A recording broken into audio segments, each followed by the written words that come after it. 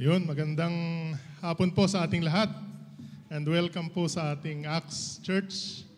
We are gathered here together with faith and with love and of course anchored in Christ Savior. So, kumusta po ang ating linggo? Okay naman. Were we able to apply yung mga ating natutunan last time about living or sacrificing ourselves for Christ? Hindi lang ngayong Friday, kundi dapat araw-araw. So, ay nakita ko kasi yung post kanina na it's really yung lesson natin last Friday is about worship, to be a living sacrifice sa ating Panginoon. So let us all stand. Let's pray. Heavenly Father, Lord, we just want to thank you sa araw na ito na we are here to corporately praise you and glorify your name. We also pray, O Lord, sa araw na ito, we pray, O Lord, that you prepare our hearts, our minds, that we'll be able to understand your word. We are ready, O Lord, that you might be able to pierce our hearts through your words, O Lord. And we pray, O Lord, that you prepare us for your word. We also pray for lahat ng aming gagawin, lahat ng mga ministers ngayong araw na ito. We pray, Lord, that you anoint each and every one of them. We also pray for Pastor Freddy, who will be delivering your message for today. We pray, Lord, that you bless him. We also pray for those who are not yet here. Ngayong araw na ito, we pray, Lord, na kayo po ang mag-iingat po sa kanila na makarating dito na safe and sound. And for today, we just lift this worship service unto you. May it be a pleasing aroma sa inyo, Lord. Lord, we just want to glorify you. We praise you in the mighty name of Jesus. Amen and amen. Sabi po sa Psalm 100, make a joyful noise to the Lord, all the earth. Serve the Lord with gladness. Come into his presence with singing. Know that the Lord, he is God. It is he who made us, and we are his. We are his people and the sheep of his pasture. Enter his gates with thanksgiving and his courts with praise. Give thanks to him, bless his name. For the Lord is good, his steadfast love endures forever, and his faithfulness to all generations. Amen. Amen. Kamusta po tayo? Isang makulay at masayang hapon po sa ating lahat. Kamusta po kayong lahat, Acts family? Salamat sa Lord sa panibagong araw na ibinigay niya po sa atin for us to gather at sama-samang magpuri sa ating Panginoon. So bago po tayo magsimulang kumanta, konting mga word count and analytics lang po sa mga ilang salita na nag-appear sa Bible. Recently po, nalaman ko po that the word sing and its variants, it appears 400 times in the Bible. And then there are 50, so as yung 400 na yon included doon, there are 50 direct commands for us to sing. On the other hand, the word thanks or yung variations niya, thanksgiving and so on, yung word naman na yon ay nag-appear ng 100 times, around 100 times in the Bible. So what can we conclude from that? So we can conclude na yung repetition na yon sa daming beses na naulit ng ang mga salita na yon, it only means that God desires us to sing to Him. God commands us to sing to Him and to express our thanksgiving to Him. At ang Bible po, hindi rin naman po naubusan ng mga dahilan. There are countless reasons for us to thank God, to express our thanksgiving, our praises to Him. Of course, number one na doon, yung salvation na meron po tayo dahil sa ginawa ng ating Panginoon sa krus ng Kalbaryo. And yung sinabi rin, kasama rin doon yung sinabi kanina, yung binasa ni Bro Genesis, di ba? For the Lord is good and His love endures forever. His faithfulness continues through all generations. So we can say, hindi tayo mauubusan ng dahilan para pasalamatan ng ating Panginoon And I know, dyan sa mga pwesto po natin, may kanya-kanya tayong mga pasasalamat, may kanya-kanya tayong dahilan kung bakit nag-overflow yung puso natin sa pasasalamat sa Panginoon. At yan po ang gawin natin ngayon. I-express po natin through songs ang ating mga pasasalamat sa Panginoon as we sing these songs of thanksgiving to our God who is worthy, who is good, who is faithful. So let's sing to God. Yes, O Lord.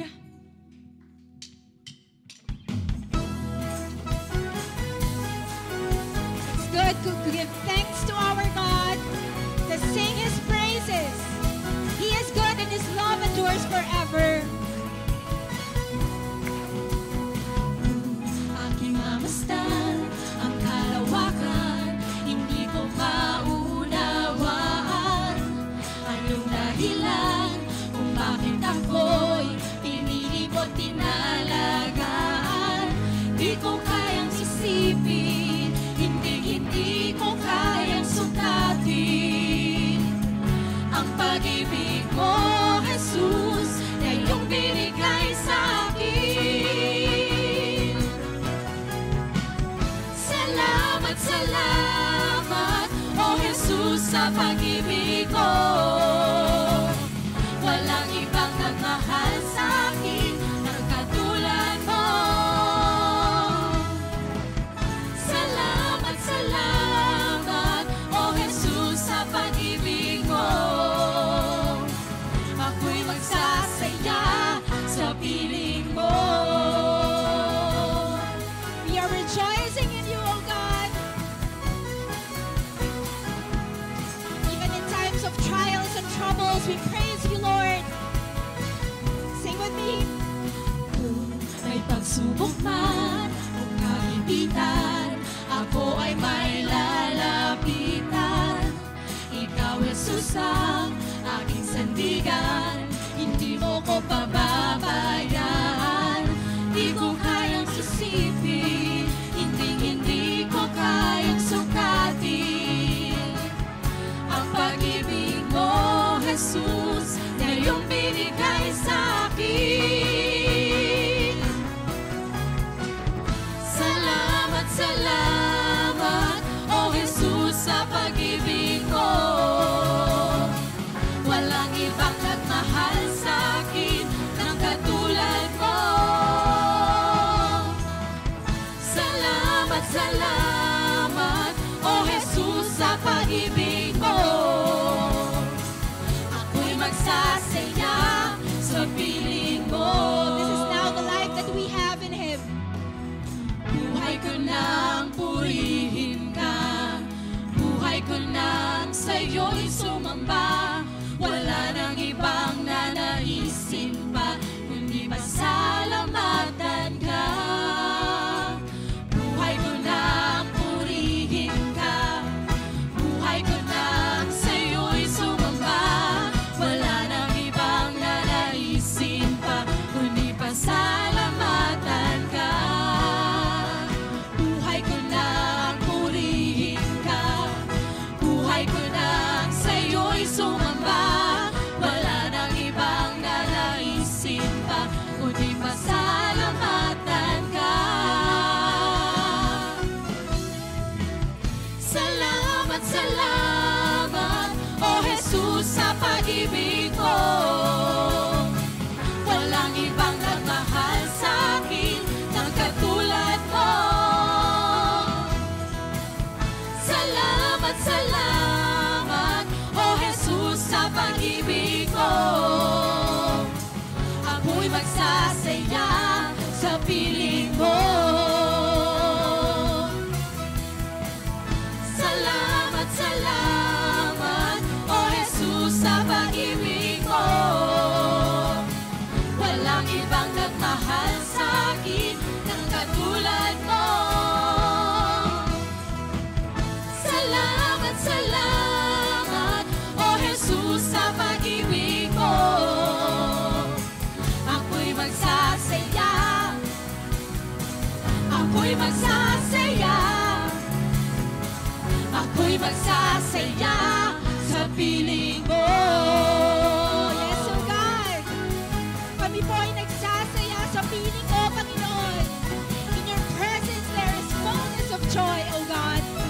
Praise you, Jesus. Langit sa piling ng ating Panginoon. Amen po ba? We praise you, Lord God. Salamat po, Lord.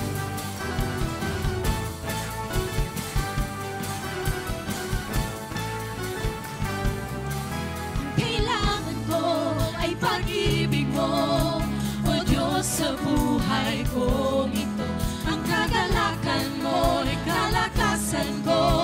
Ikaw ang nais ko. Ikaw lamang ang pupurihin. Ang pangalan mo'y dadakilain. Wala nang sa'yo'y maihahampi. Ang awit ko'y iyong dinggin. Langit ang aking nadarama.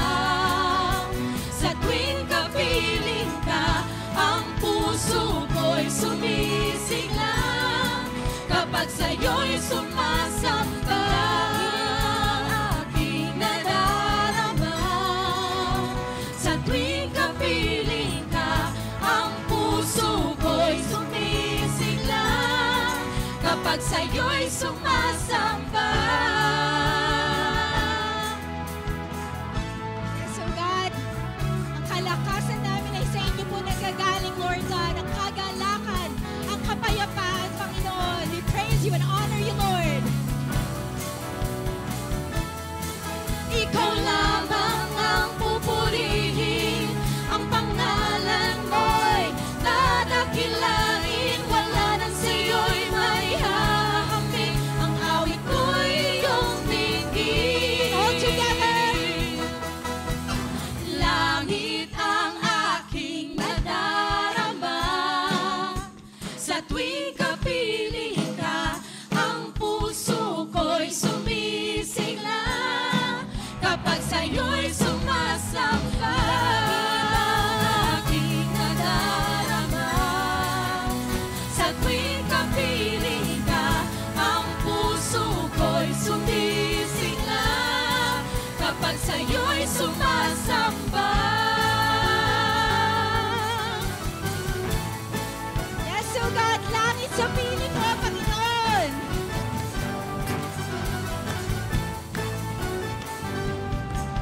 We give you praises, oh God. We give you honor, Lord. Salamat nga po, Panginoon. Truly, the joy of the Lord is our strength. Ang kagalakan ng Panginoon ang ating kalakasan. Salamat nga po, Lord God. And Lord, we also remember your mercy, your grace, your love lavished on us, Lord God. Salamat po, Panginoon. Lord, if you keep a record of sins, Lord, who could stand? And we know the answer, Lord, no one can stand. Wala po kahit isa sa amin ang makakatayo, Lord God, kung meron ka pong listahan ng aming mga kasalanan, Lord God. But with you, there is forgiveness that we may with reverence serve you, O God. Salamat po, Lord God, sa kapatawaran na meron po kami because of you, Lord. You died in our place, Lord. You took our shame. That's why we have this right, this honor, this privilege, Lord, to serve you, O God. And Lord, we pray na patuloy po naming maintindihan ng mas malalim pa ang kapatawaran na meron po kami sa inyo, Lord God, that we may really offer our lives to you, Lord, our whole being to you, O God, because that is what you deserve, Lord God, Lord of all, Lord of lords, King of kings. Praise you, Jesus.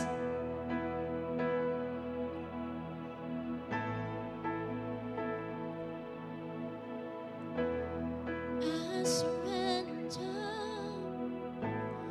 I will yield, I will bow down, I will live, I will seek you all my days.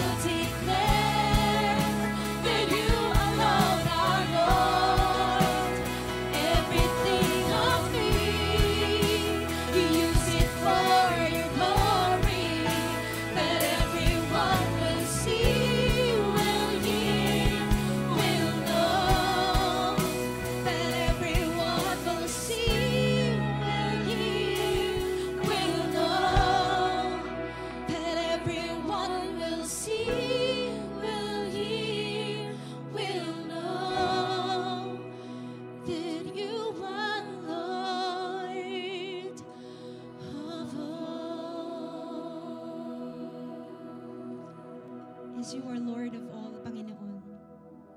May everyone see through our lives, through our testimonies, Lord, that you are Lord of all. May they see your glory, your greatness, O God.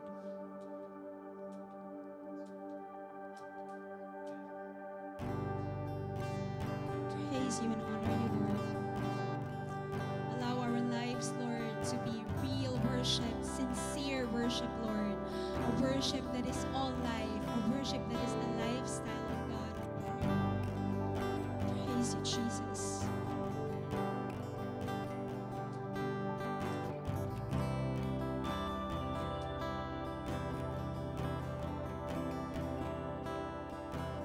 You stood before creation, eternity in your hand.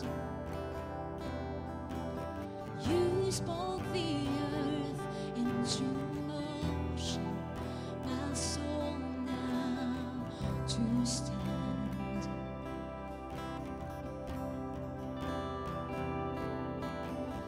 You stood before my failure, every single one of them, oh God, and carried the cross for my shame. My sin weighed upon your shoulders, my soul now to stand. So what can I say?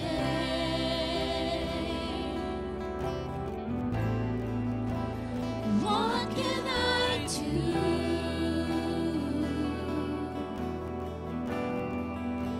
But offer this heart, oh God, completely to you.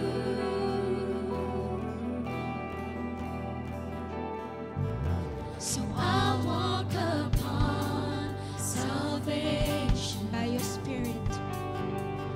Your Spirit alive in me. This life to declare your promise, my soul now to stand. So what can I say?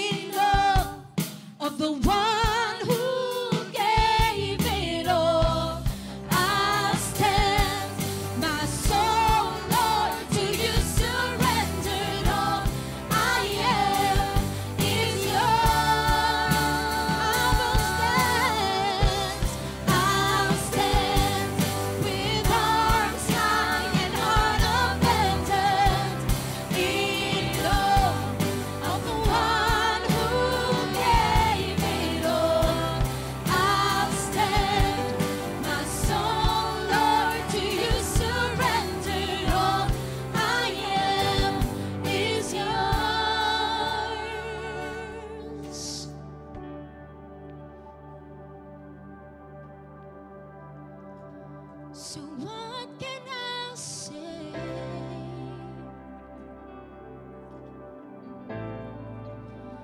What can I do?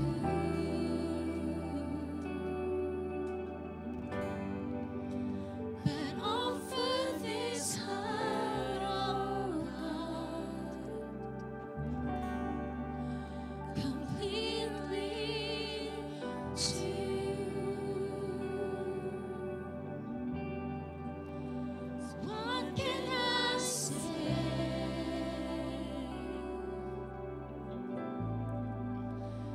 What can I do?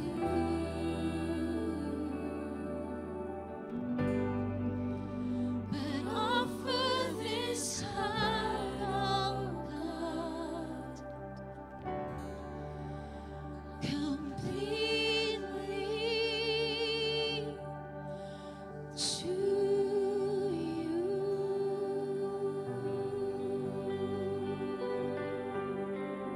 Yes, O God, the only proper and rightful response, Panginoon, to you, O God, to you, our Lord of Lords, the King of Kings, to you, O Jesus, who died in our place, who took our shame, who died a painful and shameful death, Lord. The only proper response to this love, Lord God, to a love that embraced us, Lord, and continues to embrace us even in our lowest moments, in our failures, O God. The only proper response is worship that is true and sincere, that is all life, Lord God. A worship, Lord, na dapat niyo pong tanggapin. And that is what we long to give you, O God, by your grace, Lord, at work in us. We praise you, Lord, at truly, Panginoon, sa inyo po ang lahat ng papuri, ang lahat ng pagsamba, at ang lahat ng pasasalamat namin, Lord God. We thank you and worship you. In Jesus' name, amen. Praise you, O God. Let us remain standing for the reading of the Word of God. Good afternoon, Acts Church. This afternoon's scripture reading is from the book of Romans, chapter 12, verses 3 to 8, New International Version. We will be reading the verses responsively and then all together on the last verse.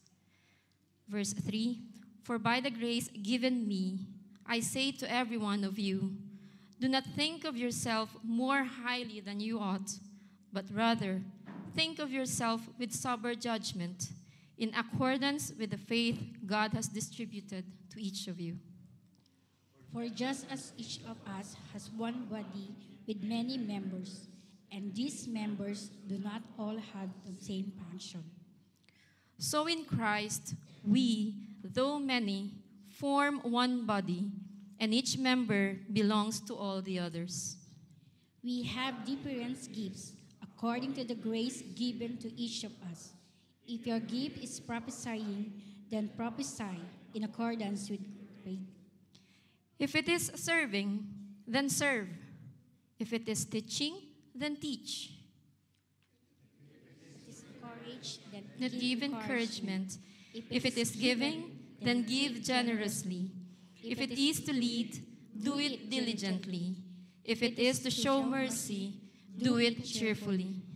Praise God for the reading of His holy words. May the Holy Spirit prepare us in heart and mind as we listen to our Pastor Alfredo Kujamat, who will be leading us through this afternoon's church service. We may now be seated. Magandang hapon po sa inyo lahat, mga kapatid. Salamat sa Panginoon sa isang linggong nagdaan, and we would believe like to believe na sa napakinggan nating mensahe magmula sa Panginoon through our Pastor Richard Lee, ay nahamon po tayo na ating isuko ang buhay natin bilang isang haing buhay. The offered life should be surrendered.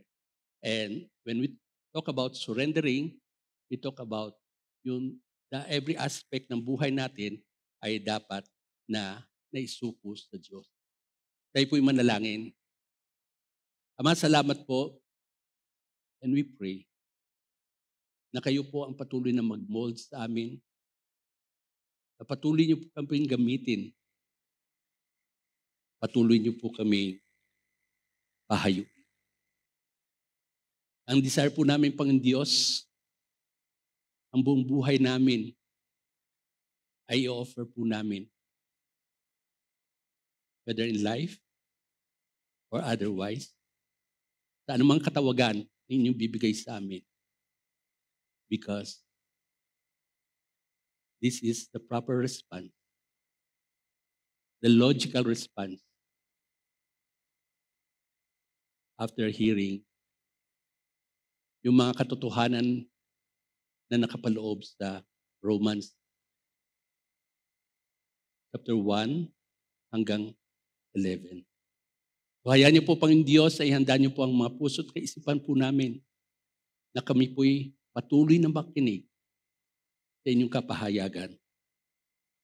Dahil ang sa inyong salita ay buhay at buhay rin. Salamat po, Panginoon Diyos, sa papatnubay ng Banal na Espiritu, even as you will be speaking to each one of us. Dalangin po namin ito, Panginoon Diyos, magmula sa aming puso. Sa pangalan po ng Panginoon Jesus. Amen. Last Friday ay napaalalahanan tayo, napakinggan natin tungkol sa katawagan ng Diyos sa pamamagitan ni Apostol Pablo na ibigay natin ang buhay po natin. Kasi ito yung logical response. Ito ang proper response. Itong tamang kapamaraanan na tumugon tayo dun sa hamon na yon. Bakit po? Once we were a sinner. Once we were blind. But there was a point in time sa buhay ng bawat isa atin that we were made to see. We're blind, but now no more. And it was only because of the mercy of God. Pinalalahanan tayo magmula sa Romans 1 hanggang chapter 3, nakita natin yung tungkol sa kung paano tayo ay mga makasalanan, likas ang kasalanan po natin. We are sinners by nature. And of course, sinners by action also. But because of the mercy of God, because of the grace of God, ang kanyang kabutihan sa pamamagitan ng pagpadala ng kanyang anak na si Jesus upang mapako sa krus, mamatay para sa ating kasalanan in our place, upang sa ganun ay matanggap natin yung biyaya ng buhay na walang hanggan. Buhay na naunawa natin kung anong ibig sabihin ng buhay na nais ibigay ng Diyos sa atin. We felt it by quantity and quality. Patuloy tayong hinuhubog, patuloy tayong kinakausap ng Panginoon sa pamamagitan ng kanyang salita at sa biyaya niya sa pamamagitan ng kanyang banal na Espiritu. Tayo ay patuloy na lumalago, lumalalim sa ating panampalataya even as we respond properly sa kanyang mga salita. And accordingly, tayo ay natatransform even as we renew our minds sa pamamagitan ng kanyang nasusulat na mga salita sa pagsunod sa kanyang kalooban. With that, there's no other reason kung bakit hindi natin patuloy na ibibigay ang ating buhay. Nawa, itong katotohanan na ito na pinaabot sa atin sa pamamagitan ng salita ng Diyos ay patuloy mapalalahanan tayo. The offered life, the surrendered life is but a proper response to what God has done because of His mercy, because of His grace. And that call ng pagpapasailalim, pag-o-offer natin ng ating sarili ay nakapaloob doon yung pagtransform natin sa ating kaisipan. Letting the Spirit of God transform us through our minds and resulting to actions that are in accordance to God's will and our minds responding to what is true and right. Ngayon naman, sa araw na ito, si Pablo ay ipapakita naman sa atin dito yung isang offered life. How does it look like? How does it look like? Lalo na as we deal with each other dito sa loob ng lokal na iglesyang ito. Kasi ito nga, sinulat ni Apostol Pablo sa mga kapatiran sa Roma na at that point in time when he was writing and even after writing it, at that time ay hindi pa niya namimit ang mga kapatiran na ito. But he knows na sa pamamagitan ng mga ilan mga Hudyo na dumako sa Israel, sa Jerusalem, ay napakinggan nila ang kapahayagan ng salita ng Diyos at dala-dala rin ng ilang mga disipulo ang katotohanan na si Kristo ang tagapagligtas, dinala rin nila doon sa lugar na kung saan sila ay napadako dito sa Roma. So, we will look at kung ano ba dapat natin gawin bilang mga manampalataya. Bilang mga kabahagi ng Acts Church, anchored in Christ, the Savior. Bilang isang kalipunan ng manampalataya, how should we be reacting to each other, interacting with each other? Kasi dapat dito pa man lang, ay makita rin yung surrendered life natin. Hindi lamang as we move out from our house, sa bahay ay nagsisimula, sa loob ng iglesia ay nagsisimula rin at nagpapatuloy ang mga tinatawag na senyales ng pagpapa sa ilalim doon sa pagiging Panginoon ng ating Panginoon. Na kung saan ang lokal na iglesyang ito, ayon sa salita ng Diyos, lahat ng kumilala kay Kristo at kung sino man ang sa atin ay kumilala kay Kristo bilang mga Panginoon tagapagligtas, bilang Panginoon, ay tayo ay kabahagi ng katawan ni Kristo. So we are a representation of the body of Christ. We are part of the body of Christ. In this setting, it is Acts Church at sa patuloy na idadagdag ng Panginoon Diyos sa mga kaluluwa, sa mga makakilala sa Kanya sa pamamagitan ng ministry po natin. How does it look like as we serve one another? Serving one another. So tignan po natin. Sabi dito, serve with humility. Yan ang unang puntos. So what do you mean by serving with humility? O humble service. First, we have to think honestly about ourselves. Yourselves. Lahat tayo. Paul says in the first part of Romans chapter 12 verse 3, "For by the grace given me, I say to every one of you." Dahilan sa biyaya binigay sa akin ay sinasabi ko sa inyo ang mga sumusunod na kapahayagan. Yung grace dito, ang salitang ito is charis in the Koine Greek, the usual marketplace language sa Greece, no? Sa Roman Empire. Ang ibig sabihin nun ay unmerited favor. Pabor na hindi karapat-dapat. Hindi natin pwedeng pagtrabahuhan, kundi binigay, libre. At walang hinihintay na kapalit in one sense. So this is favor or goodness of God or kindness of God na hindi karapat-dapat pero pinagindapat tayo at binigay sa atin. But when we look at the word grace here, meron kasi sa Ephesians 2:8 and 9, ang sabi dito ay, "For by grace are you saved through faith." Hindi sa pamamagitan ng ating mabuting gawa. Di ba may talatang ganon? Yung grace na yon is grace na related sa salvation. Sa kahabagan ng Diyos, sa pagliligtas ng Diyos. Na hindi tayo ang nagbayad, kundi ang Diyos in our behalf, in the person of the Lord Jesus Christ when He was crucified on the cross.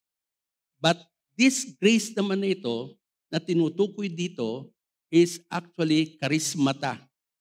Pag sinabi mong charismata, ang root word is unmerited favor, pero connected ito sa giftings.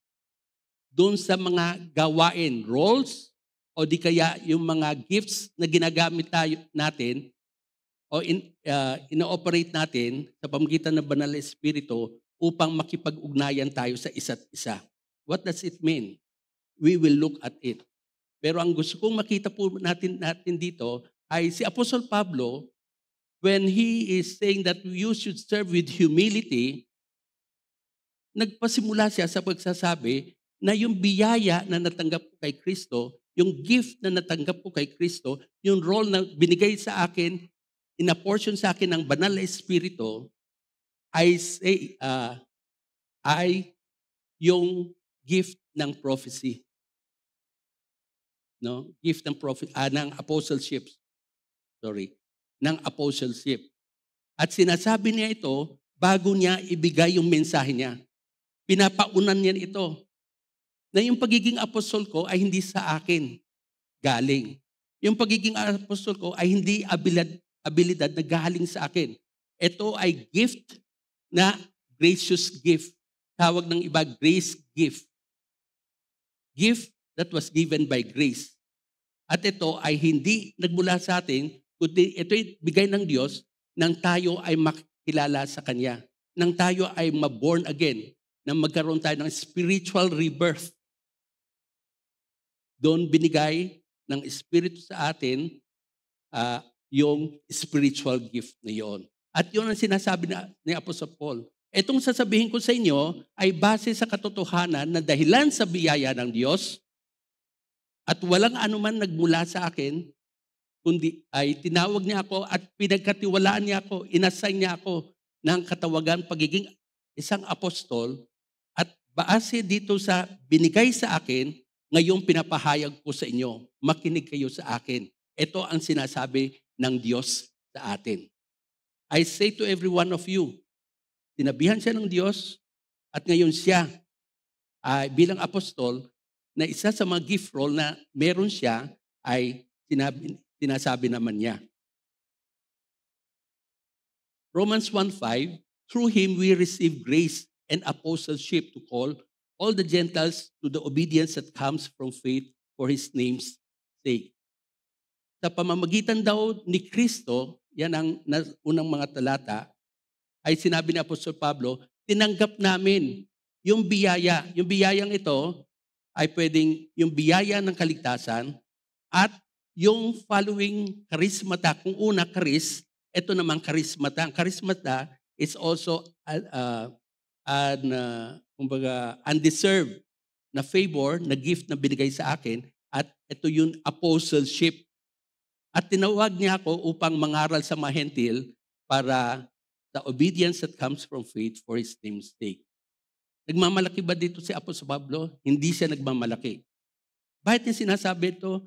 Bilang kahandaan upang malaman ng mga kapatiran doon sa Roma na hindi pa niya nakikita, the Church ng Roma, na sinasabi ko sa inyo ito because so that you may know, and I'm not boasting it, but because of the authority that God gave me, I want to be obedient to tell you how to relate with one another in the body of Christ. Sa loob ng iglesia sa Roma. Because the Roman Church is a combination of mga Jews plus ilan mga Romans, mga Gentiles. So with that combination, ay makikita natin na kung left to themselves, without the Spirit of God, ay mahirapan magkipag-interact bawat isa sa loob ng lokal na iglesia. And that is what Paul wants na mapaalam sa mga kapatiran sa Roma upang sa ganon maging maayos ang pakikipag-ugnayan ng bawat miyembro sa isa't isa. So Christ Himself gave the apostles, the prophets, the evangelists, the pastors, and teachers to equip His people for works of service so that the body of Christ may be built up. Ito po ang pagsasabi ni Apostol Pablo na si Kristo, ang ating Panginoon Hesus, ay nagbigay ng mga kaloob. At ang mga kaloob na ito ay gift roles. Yung role nila sa loob ng iglesia. Ito po ay mga apostol, propeta, evangelista, pastors, and teachers para sa ikatitibay ng lokal na iglesia. So, binabanggit lamang ni Apostol Pablo, God has given me a gift role. And I want to dutifully na mag-submit sa Kanya, ganapin ko ang gawain ko bilang isang sa mga apostols at ito ang gusto kong ituro sa inyo. At kung titignan natin, ay sinabi rin dito ni Paul, But by the grace of God, I am what I am. And His grace to me was not without effect. No, I work harder than all of them, yet not I, but the grace of God that was with me. Nagsimula siya sa pagsasabing kung ano ako ngayon ay dahil lamang sa biyaya ng Diyos. At ito mga kapatid ang masasabi rin natin sa ating sarili. Even sa pagpapatutuo natin, hindi naman ako ganyan dati.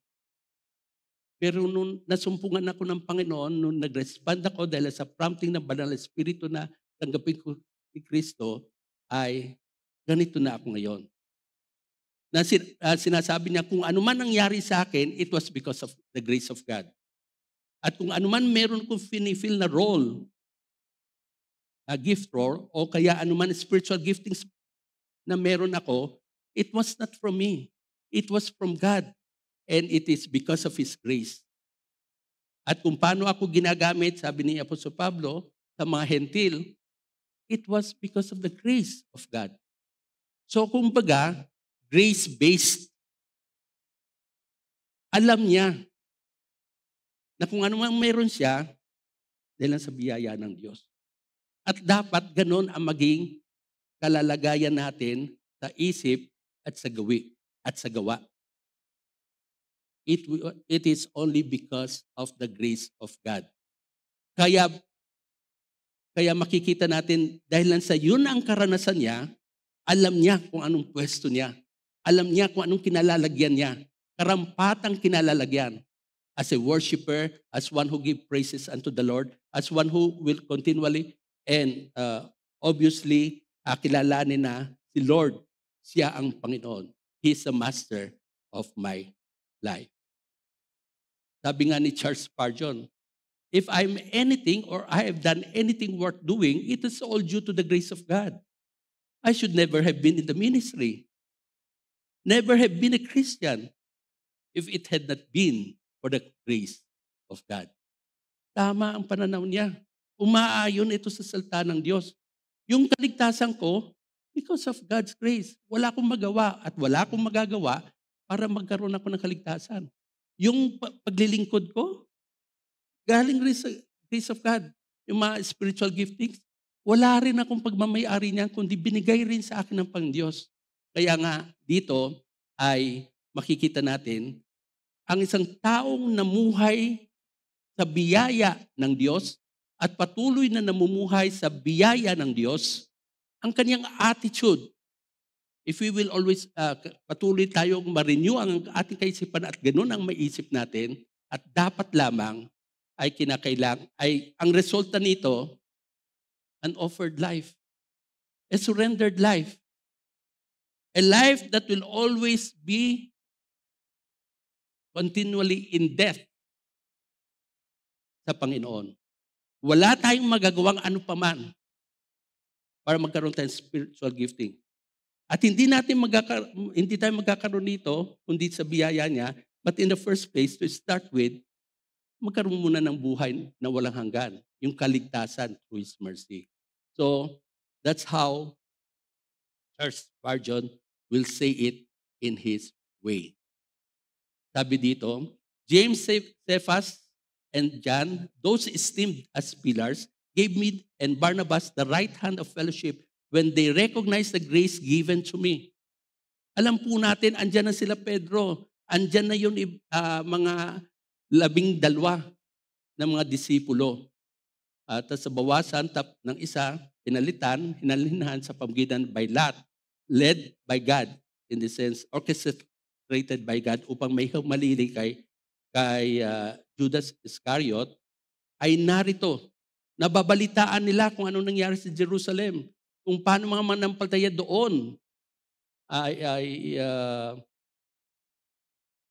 sa may lugar ni Apostol Pablo ay talagang pinahirapan ni Apostol Pablo, ni Pablo, Saul at that time. At siya'y nakasumpo ng kaligtasan.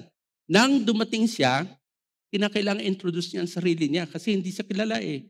Bali-balita lamang ito, ang taong ito ang nag-persecute sa mga kapatiran natin. No?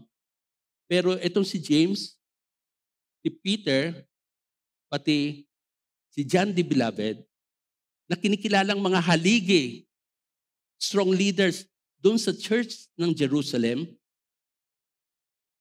ay nag-offer o nagbigay ng kanilang right hand. Kumbaga, gumanon sila, thumbs up kay, Saul na naging si Paul at yung kasama niyang si Barnabas. At kinalala na yung biyaya, the grace given to me, it's actually the grace of apostleship. Itong gift role na meron na meron sila kay James, Cephas, and John na siya ay meron ring ganon with the rest of the apostles ng ating Panginoon. So, kinilala, na-recognize siya sa kanyang patotoo, yung kapahayagan niya ng salita, walang dagdag, walang bawas, at si Kristo ang sentro, and they receive Him also. They acknowledge Him. They, kumbaga, parang natunugan o kaya nakita nila yung mga ebidensya na siya nga ay tinawag ng Pangdiyos despite of a kakaibang sitwasyon na nangyari sa kanya. Na formerly a persecutor, now a lover of Christ and a lover of the body, members of the body of Christ. So sa second part, ito na ang mensahe niya. Do not think of yourself more highly than you ought, but rather think of yourself with sober judgment. Don't be proud. Don't be overconfident about yourself. Instead, evaluate yourself accordingly, realistically, humbly. Bakit? Kasi itong gift na meron tayo, kung sino ka man, ay galing sa Diyos. No? There's, kasi ang pinag-uusapan dito, how does it look like to be one who is surrendered to God, whose life is submitted to God? Paano ito na-express sa loob ng kalipunan ng mga mananampalataya? Na may iba't ibang hugis tayo, mga kapamaraanan. So, ito po ang sinabi. Do not think of yourself more highly than you ought. Paul was delivering the message of God, but before that, he had mirrored it by saying, I myself doesn't have anything to be proud of, but rather be grateful for and be thankful for because of the mercy of God, because of the grace of God. And because of that, I am what I am, and what I will be is only because will be as I become more and more like Christ. It's all because of the outworking of the Holy Spirit through the working of God. Kaya, yun po ang sabi niya. Think honestly about yourself. Size up yourself. Do nothing out of selfish ambition or vain conceit. Rather, in humility, value others above yourselves. Eventually, kung susubukan natin ilagay sa isang shelf tayo, no? Depende sa accomplishment na meron tayo, depende sa spiritual giftings na meron tayo, pero hindi yan ang pamamaraan ng mundo. Ay hindi pamamaraan ng Diyos yan. Ang pamamaraan ng mundo ay ganon. Pataasan tayo. The more accomplishment that I have, the more proud or prouder I will be. And I know where I should be sitting. Sa harap, yung mga tipong ganon, kung meron man mga upuan na pang-special ng mga tao. But we are all the same in the body of Christ. At ang mahalaga sa isang offered na body ay humility at yung ang mahirap para sa atin. Totoo naman. Di ba? Now, pag sinabi niya doon at na tayo pag tayong tumingin sa ating sarili na what we ought to think about ourselves ay may tamang pamantayan. Ang tamang pamantayan, we are all by grace. And by grace, humility is but a natural outflow ng isang surrendered life. Anhin mo ang giftings na meron ka na binigay sa iyo ng Pangdiyos. Kung gagamitin mo naman sa isang kapamaraanan, alam mo, mas magting ako dito, hindi na ako dito. Hindi ganon ang pagtingin. Tignan natin, ha? James 3:16 says, "For where you have envy and selfish ambition, there you will find disorder and every evil practice." Ano bang nangyari sa Corinthian church? Sa mga local churches na kung saan ang Espiritu ng Diyos ay nalulungkot dahil sa ang mga kalipunan ng mga mananampalataya is not acting the way they should be delivering ng mga spiritual gifting sa kanila. Andun ang envy, pagkukumparahan sa isa't isa. Pag nanais ang umupo, so to speak, sa mga choice na mga posisyon. Pag ganun ang pangyari, sabi ni James, there will be disorder. There won't be harmony. And every evil practice ay pwedeng mangyari. And to that, we have to be very careful. Chaos, instability, confusion sa relationship, mangyayari. Pero huwag nating hayaan ganon. Kundi tayo ay tingnan natin ang sarili natin honestly na may pagkakaiba tayo, but basically we are standing on the same ground. Biyaya ng Diyos. Every good and perfect gift is from above, coming down from the Father of the heavenly lights. Sabi niya, James, who doesn't change like shifting shadows. Nagmula lahat ng mainam na bagay magmula sa Diyos. Ang mga spiritual giftings, mainam na bagay yan. Salvation, mainam na bagay yan. You can always trust, we can always trust God. Na siya nagmumula sa Kanya ang mabubuting bagay, hindi siya katulad ng shifting sands, no? Na nadadala ng alon, tapos babalik, may naiiwan. Nagbabago. Shifting shadows rin of this world. No, hindi ganyan ang Diyos natin. At ang lahat ng mabubuting bagay nang gagaling sa Kanya dahil sa siya ay mabuti. Hindi lamang tayo dapat magpakumbaba sa isa't isa,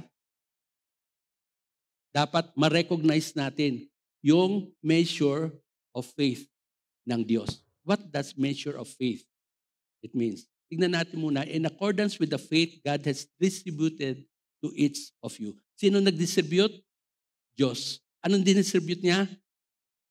Faith. Faith, no? Faith na measure of faith na binigay. Ano ibig po sabihin nun? God assigns us ng mga giftings. Pati yung mga roles, katulad ng pastors, teachers, ganyan. Preventing boasting. Kasi ang Diyos ang nag-assign eh. Hindi kayo ang pumili, hindi ako pumili kung anong giftings na meron ako o meron kayo. Ang Diyos ang nag-assign. Pag siyang nag-assign, siyang may call ng shots. At pag binigay niya sa iyo ito, binigay niya sa akin itong gifting na ito, itong gift role na ay binigay naman sa ganito, walang sino man sa atin magsasabing, bakit niyo binigay sa akin yan? Gusto ko yun, no? Diyos ang may call ng shots. At kung siyang may call ng shots, siyang magbibigay. Siyang mag-a-assign. At kung nag-distribute siya, lahat tayong mabibigyan. At least, ang isang tunay na mananampalataya, mayroon siyang at least isang spiritual gift. Others may be more, but what we are saying is, walang sino man mananampalataya na pagkatapos na born again ay hindi binigyan ng Diyos ng spiritual gift. Yun ay para ma-discover mo. Yun ay para makita ng ilan mga kapatiran ng mga leadership ay may gifting kang ganito. Na i-affirm mo naman kung yun nga ang binigay sa iyo ng Diyos. So ang sinasabi natin dito, the measure of faith. Nagbigay siya ng gifting sa atin na ganito. Kunyari, sabihin natin the gift of, mamaya may mga gift of prophecy, gift of teaching, gift of encouragement, and so on and so forth. Pero in accordance to sa faith na binigay sa iyo, ibang-iba ang sukat ng faith for us to operate it. But enough for us to use it for God's glory. So dito ay binabanggit dito na kinlalin natin. Diyos ang nagbigay. We cannot generate it. No? Spiritual giftings nga eh. Giftings coming from the Holy Spirit nga eh. Hindi ito mga talents ha.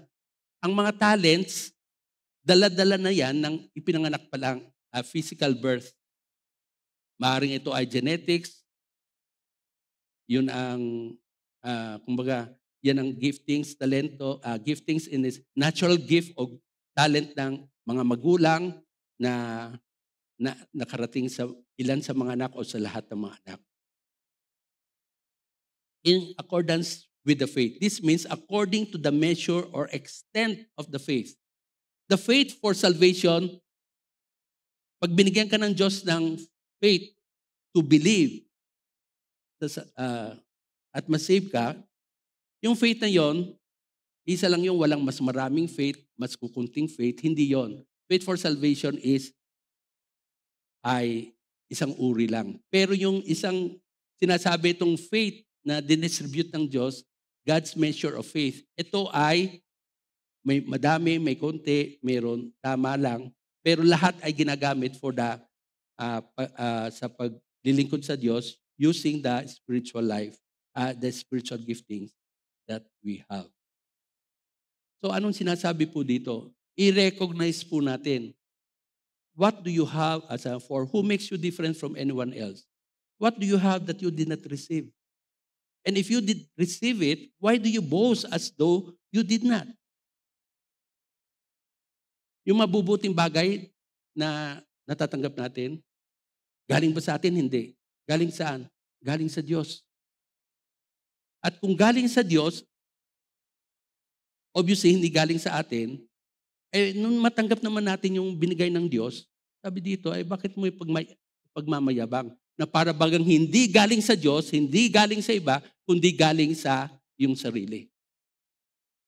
It is hard for Apostle Paul na banggitin niya ito. But it is true. It is true pag pinag-usapan ang mga spiritual gifting. Therefore, boasting or thinking oneself superior is unjustified because everything we have is received from Him. Now, talents ay pwedeng gamitin to the glory of God. Lalo na kung nakakilala sa Panginoon and you recognize it.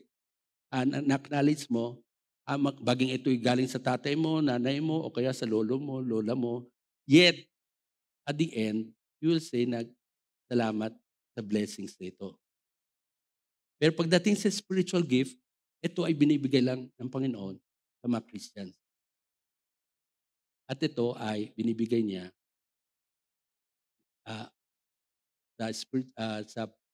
when we become Christians.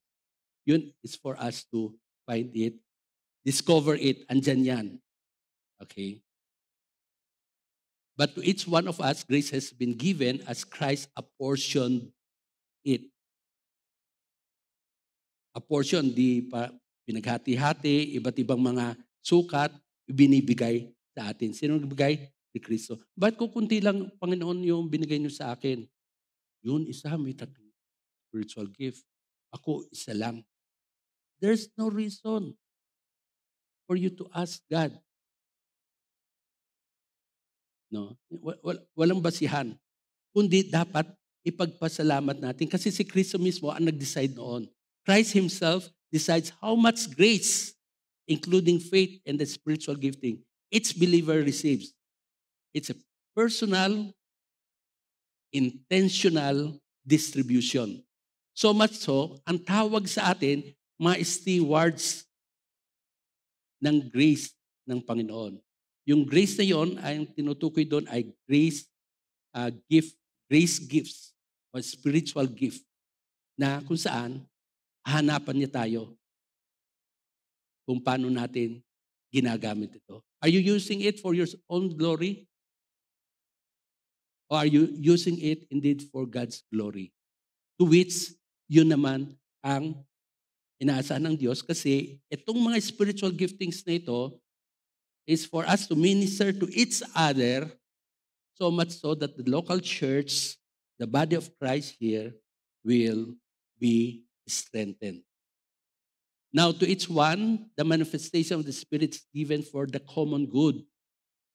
All these are the work of one and the same Spirit. Verse 11 ng 1 Corinthians 12.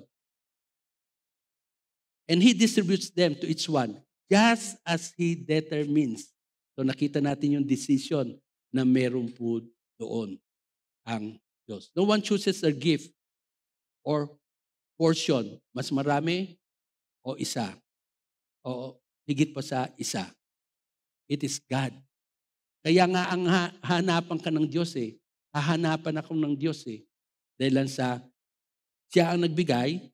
So He is expecting each one of us as an offered life, yung buhay natin, in-offer natin, yung body natin as a living sacrifice. It is translated into kung paano natin ginagamit ang mga spiritual gifting natin. Walang pagmamayabang, walang pagpapalalo, walang feeling na para kang, pag lumakad ka dito, para kang nakatayo sa cloud, yung dating mo, na para kang mas malaki kaysa kung sino ka talaga. Hindi ganon pagpapakumbaba ang ninanais ng Panginoon. Dito sa orchestra ito, Symphony Orchestra, merong soloista, usually sa ilang pagkakataon, at yung mga gumagamit ng iba't ibang mga instrumento. Each musician must know their part without competing to be louder than others. Hindi ka naman dapat malakas eh. Dapat sa iyo, sa role mong ito, hindi. Ano ba ito? Pianisissimo? Alam niyo ba yung may ganun salta? No? Mahina. Pianisissimo, no? Tama po ba? Ha? O may, basta naalala ko noon sa humanities ko, mayroon ng pianisissimo. Okay? Harmony requires humility and the awareness of one's role. No? Kung soloista ka, huwag kang gumamit ng instrumento kasi soloista ka dyan eh. Sa pagkakataon na yan. Kanya-kanya gamitin natin para to glorify God. Gamitin natin para makapag-minister sa isa't isa. Alam nyo, mga kapatid, ang isang gift na madaling magkaroon kung ipagkakatiwala sa inyo ay yung gift of encouragement. Sa totoo lang, kapag ikaw ay solve sa isang item, solve ka, mainam yan. Kapag ngailangan ng ganito, itong item na ito ang gagamitin mo. Madali ka mag-encourage, di ba? Kasi naranasan mo, ginagamit ko yan. Talagang okay yan. Ini-advertise mo, so to speak. Yan yung encouragement. Pinapalakas mo ang loob ng isang kapatiran na maring nanghina. It's a gifting na meron tayo. At kung tayo dumaan sa ganun uri ng karanasan at sa biyaya ng Diyos ay dumating ng panahon ng deliverance at na-deliver tayo, then kung meron mang ilang mga kapatid who are facing such a situation also, somewhat similar to that, then we have, kumbaga, the means para ma-encourage dahil sa pinagdaanan natin. We know how it was in the middle of the dark tunnel, and we are able to be used for God's glory na makapag-encourage. So serve with humility. This is first point. Application. Ask God to show you any pride in your heart. Any pride in my heart ay obviously pag kami ay naghanda ng ng mensahe, kung ano yung application, tinitignan na namin sarili namin. We deal it with God. And this is for us to be reminded. And choose to see yourself honestly. I-acknowledge mo ang gifts mo without boasting and valuing others' role in the church. Ang bida dito, ang Diyos. Ang bida dito, si Kristo, ang ating tagapagligtas. Ang bida dito, ang ikatlong persona ng kadyosan, ang banal na espiritu na nag-empower sa atin. Now, when we learn to see ourselves humbly, Paul doesn't stop there. Pagkatapos niya maibigay ang unang puntos na huwag tayong magmayabang o tignan ang ating sarili na higit kaysa iba, he takes us farther. Ito ay reminding us that we don't serve alone. Na binigyan tayong giftings, pero we don't serve alone. Hindi lang tayo nag-iisa dito. May mga kasama tayo. It's a team. Ang church, hindi isa. May isang ulo lang.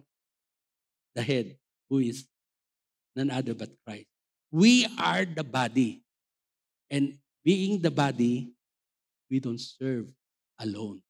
May kasama tayo. Grace calls us to serve in unity as one body. Panawagan ito yung pagkakaisa. Pagkakaisa. Minsan napapakinggan ko, nagtatanong, yung mga nag-play dito, malakas ba? Ako, Papa, hindi ko alam eh.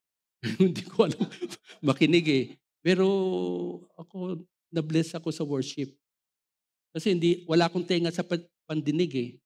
No? Pero may tenga ako. Wala lang, hindi ko lang ma-identify. Kaya no need for anyone to ask. Pero tinatanong nila kasi parang feeling nila, ay, napalakas ko ata na hindi naman dapat. Mayroong ganun sa mga instances eh. No? So, yun ang maintindihan natin. Okay? Embrace your role in the body. Ano mang gift sa meron ka, it is for you to accept it because it is from grace, because of grace, and it was given to you not for anything else, but only to serve the body of Christ, which is the church. For just as each of us has one body with many members, and these members do not all have the same function, so in Christ we, though many, form one body, and each member belongs to all the others. So makikita po natin dito, si Paul, ginamit niya yung analogy ng katawan natin in relation to the church, to the body of Christ. Tayo, bawat isa ay binubuo ng iba't ibang members ng body natin. Right? At ang bawat isa ay magkakaiba. Meron nga pairs, no? So, same function. Meron naman isa, pero ibang function naman. So, ibig sabihin, maraming miyembro, maraming kanya-kanyang mga spiritual giftings sa pinagkatiwala ng Diyos at iba't ibang functions na meron tayo. At dahil sa iba't ibang functions na meron tayo, there's no point and it should not come to a point, and sa totoo lang kung minsan talagang nagkakakumparahan. Talaga, we being human. But God wants us na despite of that, i-cancel mo ang ganung kaisipan. Pag dumating ang isang puntos na ganito ang kaisipan, ihinto. Iwasan, ihinto, pigilan kung pwede, lumabas na sa bibig o sa kaisipan,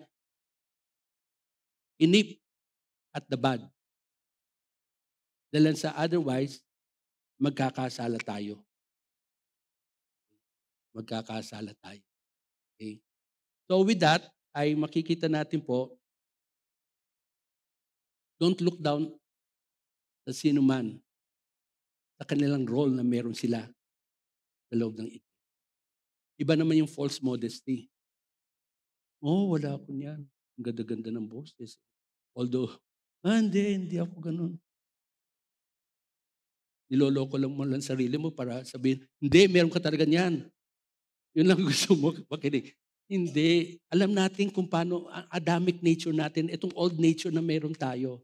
Hihilain tayo para hindi tayo lumago sa pananampalataya, para hindi tayo lumalim sa pananampalataya, para ang focus natin sa atin, sa mga kapatiran, hindi sa Diyos. Mga kapatid, alam ng dyablo kung paano tayo gugupuin. Pero alam natin na, kumbaga, istapin natin ang ganitong mga kaisipan, nip it at the bud, upang sa ganon ay hindi tayo magpatuloy sa pagkakasala. So, how does it look like, the church? Binubuo ito ng mga kapatiran, ng mga individual na nakakilala sa Panginoon na ang kanilang mga buhay, ang mga buhay natin ay binago ng Diyos at tayo nagtiwala kay Kristo bilang ating Panginoon at tagapagligtas. That's the church. Members, na may daladalang iba't ibang mga spiritual giftings na pinagkatiwala ng Diyos, dinidistribute ng Diyos at inaasa ng Diyos na gamitin po natin. Embrace your role in the body. Just as a body, though one has many parts, but all its many parts from one body. So it is with Christ. Embrace mo yung role mo. Maliit man o malaki, isan man o mas marami, embrace it because it was given by God. Use it for God's glory. May the God who gives endurance and encouragement give you the same attitude of mind toward each other that Christ Jesus had. Yung kaisipan ni Kristo, dapat maging kaisipan daw natin. At ano yung kaisipan ni Kristo sa Philippians chapter 2? Yung pagpapakumbaba niya na hindi niya ito kinonsider ipantay o something like that. Kasi siya ay nagkatawan tao with limitations. Yun ang kapamaraanan ng Diyos upang magpadala ng tagapagligtas. Pero si Kristo sa kanyang kaisipan, hindi siya nagkaroon ng ganung kaisipan. No?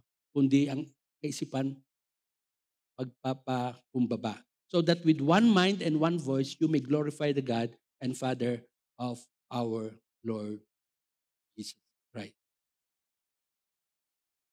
Commit to one another, sa isa't isa. From Him, the whole body, joined and held together by every supporting ligament, grows and builds itself up in love as its part does its work. Bawat bahagi ng katawan natin, as it does its work, then ang katawan natin will be at ease. Kapag mayroong isang bahagi ng katawan natin is malfunctioning, then we have a dis-ease. No? Sakit. So Christ holds us together being the head.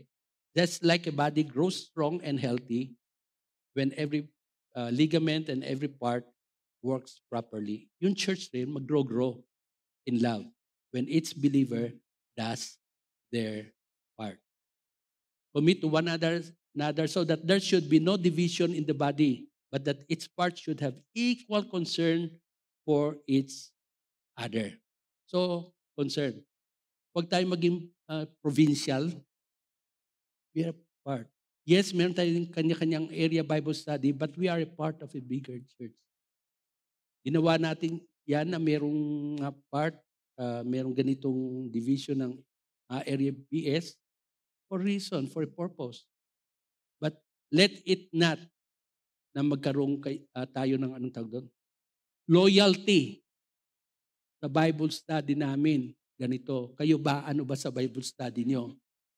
Kami mayroong mga ganito. Talagang nagsasagutan kami, mayroong gano'n. Kayo, ano mayroong kayo? Hindi gano'n, no? Hindi gano'n. There should be no division, but that its parts should have equal concern. Yes, may mga pagkakataon naman, pag may medical help na kinakailangan ng mga miyembro, ay nagbibigay sa church according sa policy. Then sa kanya-kanyang area ay nagbibigay rin sa, di ba, sa kapwa area. Okay yun.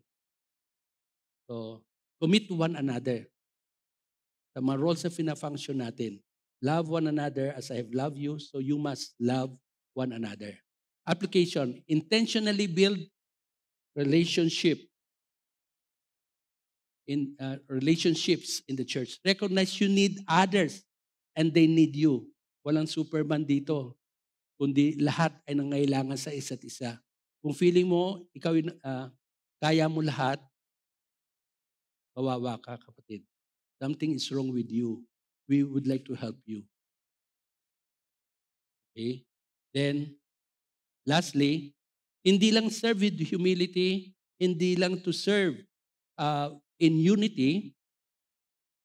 Pagkatapos na makita natin yung role natin sa body, sa katawan ni Kristo, sa loob ng church, in humility, and our need for one another, there's one more crucial truth. God expects us to actually use the gifts He has given us. Use your spiritual gifts according to God's grace. Romans 12:6a, we have different gifts according to the grace given to each of us. May kanya-kanya tayong spiritual gifts. Binigay ng Pang-Diyos, in-portion niya, dinistribute niya, at siya ang may say doon. So with that, ay tandaan natin ang mga gifts nito because of grace. Hindi dahil sa mas magaling ka, hindi sa mas mabuti ka, hindi dahil sa mas pagkakatiwalaan ka. Pinagkatiwalaan ng Diyos ang lahat, kaya nagbigay siya. Ang dating na lamang ay, paano natin ipinapakita sa Panginoon kung tayo katiwala dun sa giftings na binigay sa atin. So, iba't yung mga gifts natin, huwag tayong magkumparahan. Iba't yung mga roles natin, may maliit, may malaki, may lahat may consequential. Pero kung minsan, sasabihin na, ito mas malaki yung role niya sa church, ganito. Yes, pero at the end, we work hand in hand, work together. So ito yung charismata, different gifts, charismata, grace gifts. So, tatapos na po tayo. If your gift is prophesying, then prophesy. If it is serving, then serve. So meron pong mga gifts na ganito. Prophesying, serving, teaching, encourage, giving, leading, and show mercy. Okay? Then, yan ay kung ano lilisa lamang ni Apostol Pablo doon, pero meron pang ibang mga giftings na nabanggit naman niya sa Corinthian Church, sa Ephesian Church. Si Peter ay nagbanggit rin ng 2 giftings. So makikita natin dito, ito ang nakalista sa Bible ng mga spiritual gifts.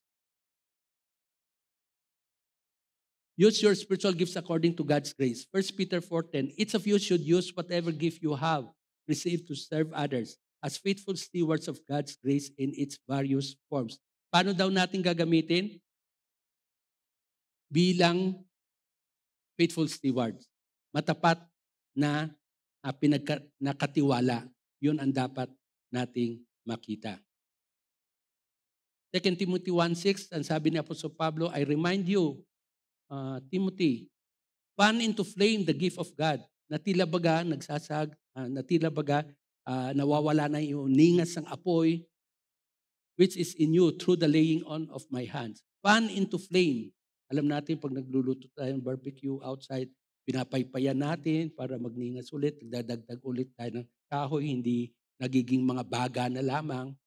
So, kuminsan, it's a reminder for us to nagganapin yon. Naganapin to the fullest. Use it to the full. Practice your spiritual gift with excellence and zeal. If your gift is prophesying, then prophesy in accordance with your faith. If it is giving, then give generously. If it is to lead, do it diligently. If it is to show mercy, do it cheerfully. Ito yung mga adverbs na describe sa in what manner, to what capacity. Yung mga verbs na kung nagprophesy ka, ayon sa yung panampalataya. Kung nagbibigay ka, generously. Kung ikaw ay nagli-lead, diligently. Kung ikaw ay merciful, yun ang gifting na binigay sa iyo to show mercy, then do it cheerfully. So, yun iba ay sinabi, kung ikaw magprophesy ka, or rather, if you teach, teach. If you serve, serve. Now, hindi naglagay ng mga adverb doon, pero to the fullest manner that it can be exhibited for the glory of God. Whatever you do, work at it with all your heart as working for the Lord, not for human masters. May mga toolbox na sinasabi. Kung itong toolbox na ito ay para sa isang karpentero, asahan natin na lahat ng mga nakakalagay doon na magamit ay patungkol sa carpentry work. Tama po? So in accordance, tayo ay binigyan ng toolbox ng Diyos. Binigay tayo ng gifting ng Diyos. Kung ano man ito, pagyamanin natin, gamitin natin for God's glory para sa ikatitibay ng mga kapatiran. Sabi dito, never be lacking in zeal, but keep your spiritual fervor serving the Lord. Application, identify your spiritual gifts. I'll be posting isang questionnaire sa grupo natin for those who would like to know kung ano, and you can self-evaluate it kasi mayroong pamamarang kung paano i-compute yun. No? Identify your spiritual gifts and commit to using them diligently and cheerfully to bless others and build up our church for God's glory. So in conclusion, let's commit to serve with grace. Serving with grace. Paano? Recognizing our role, gift role, humbly, working together in unity, at ikatlo, using our spiritual gifts faithfully for God's glory. May our spiritual family be a living testimony of His grace at work. Let us serve one another with spiritual gift. Tayo po yung Salamat Panginoon Diyos na dahilan sa bahaging ito ng salita ng Diyos ang inyong kapahayagan na kung saan ay kung paano namin i-express ang aming offered life, ang aming life that is surrendered, even as we were called to transform our mind, to renew our mind, at hindi mag-conform sa mind ng world. Salamat po Panginoon Diyos because you teach us to be humble as we operate based on the spiritual giftings that we have, to realize that we are a team, members of the body of Christ, serving one another, and to use it, the spiritual giftings, to the fullest. Help us grow, help us continually to develop what you have given to us. Thank you, Father, for the Holy Spirit who will use us as we minister according to the giftings. In Jesus' name we pray. Amen.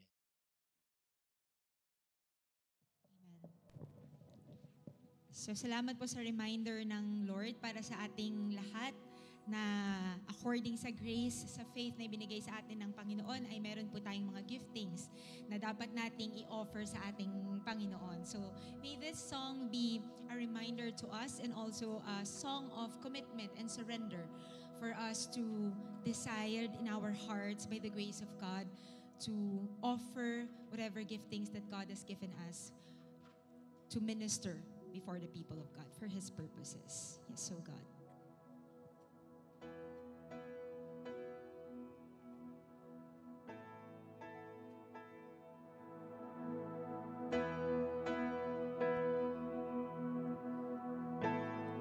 Sing to Him. I surrender,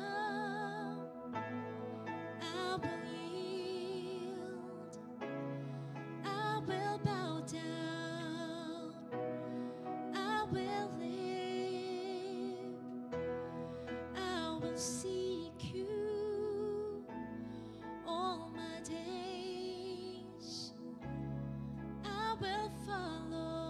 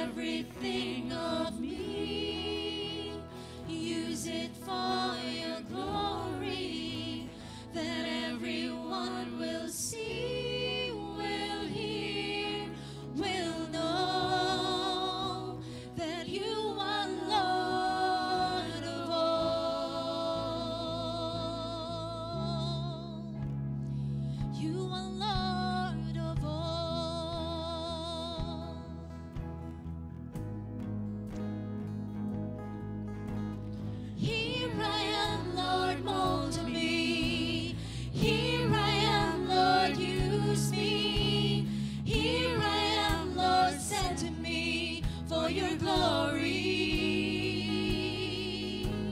Here I am, Lord, mold me. Here I am, Lord, use me. Here I am, Lord, send me for your glory. Here I am, Lord, mold me. Here I am, Lord, use me.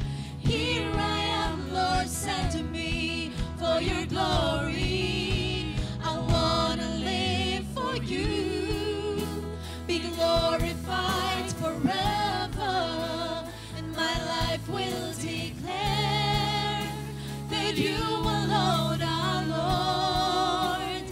Everything of me, use it for your glory, that everyone will see, will hear, will know. I wanna live for you, be glorified forever. My life will declare that you alone are Lord. Everything of me, use it for your glory, that everyone will see, will hear, will know. That everyone will see, will hear, will know. That everyone will see, will hear, will know that you are Lord of all. Yes, you are Lord of all, Panginoon. We praise you and honor you, O God. Let's pray. Hallelujah, Lord. Hallelujah. Hallelujah. Truly that you are Lord of all. Kayo, Lord, ang Diyos sa aming buhay, sa lahat, sa kabuuan sa aming mga buhay, O God. Kayo ang may-ari sa aming mga buhay, sa aming katawan, sa lahat po ng mga bagay na tinatangkilik namin, Panginoon, ito po ay nagmumula sa inyo, O God.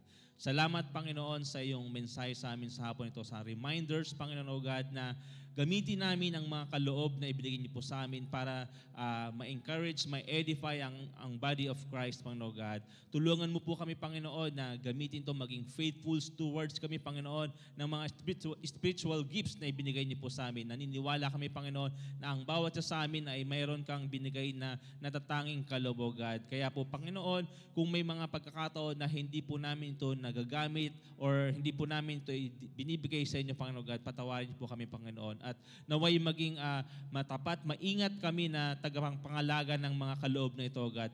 Maggamit ito para po sa iyong kaharian, sa iyong kapurihan lamang, O God. Mas lalo pa pong lumawak ang iyong kaharian dito sa lupa, O God. At patuloy, Lord, na ma-equip kami, magamit namin ito, maging effective kami, Panginoon. At patuloy, Lord, na ando doon yung pagkakaisa namin, O God, at maging united kami sa mga ministries na mayroon kami, Panginoon. Salamat, Panginoon, at nawa, hindi kami magkaroon ng espiritu ng pagpapataasan, kundi pagpapalakasan sa isa't isa, O God. Alam po namin na ito po ang kailangan para ma-edify po ang body of Christ, O God. Maraming salamat, Panginoon God. At nawa, Panginoon, ma-challenge kami this week to use it, Panginoon, to encourage yung mga kapatiran namin, yung mga tao sa paligid namin, mga may pangangailangan, O God. Lord, naway maging faithful stewards kami, Panginoon, ng mga giftings na mayroon kami, O God. Especially yung gift ng mercy, Panginoon, ng hospitality, Panginoon God, ng serving, Panginoon. Salamat, Panginoon. At nawa,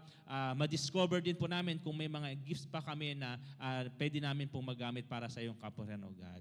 Salamat din, Panginoon, sa mga kaloob, sa mga tithes and offerings na amin pong nalikom sa hapon ito, O God, naway maging kagamit-gamit ito, Panginoon, para po sa mas ikalalagana pa po na yung kaharian dito sa lupa, O God. Gamitin mo po ito at bigyan mo po ng wisdom ang mga tao na hahawak at magmamahal mag-manage ng mga finances na ito, God. Salamat, Panginoon, sa patuloy na blessings na binibigay po sa amin, sa aming mga trabaho, sa mga pinagkakakitaan namin, at alam po namin ang lahat ng bagay nito ay nagmumula po sa inyo, God. Salamat din, Panginoon, sa mga kapatid namin na nagdiriwang po ng kanilang mga kaarawan sa linggong ito, God. Patuloy na pagpalain po sila at patuloy na kayo po ang mapapurihan sa kanilang mga buhay, O God. At kung ano man po yung mga desires po ng kanilang mga puso, Lord, alam po namin na sa iyong kalooban, ito po ay yung pagkakalob sa kanila, O God. Patuloy na pagpapala, mainam na kalusugan, kalakasan ang mapasa kanila po, Panginoon God. Salamat din, Panginoon, sa aming first-time visitor na nakasama sa hapon ito, God. Naway kayo rin po ang